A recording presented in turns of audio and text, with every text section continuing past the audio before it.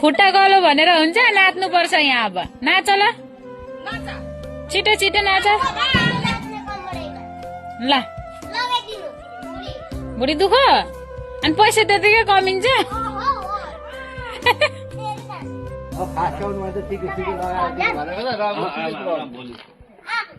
भैलिनीहरूको चाहिँ भुँडी दुख्यो अरे हो नाच्दा नाच्दा खुट्टा दुख्यो अरे छिटो छिटो दिनु न दक्षिणा आशीर्वाद दिएर आशिषतिर जान्छौँ भन्दैछन् हो उभिएर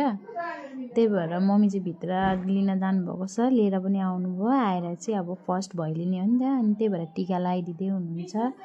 टिका सिका लगाएर अनि त्यही भएर दिनको लागि है अनि टिका सिका लगाएर चाहिँ मम्मीले अब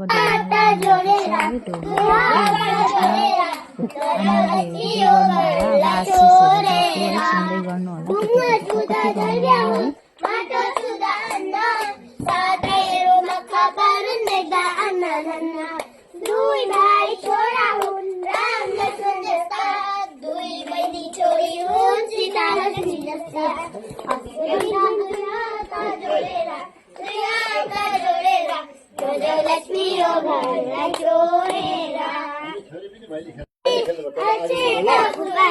आगमबाट खेल्नुपर्छ ल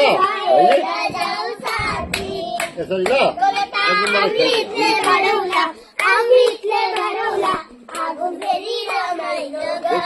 खेल्नुपर्छ भैली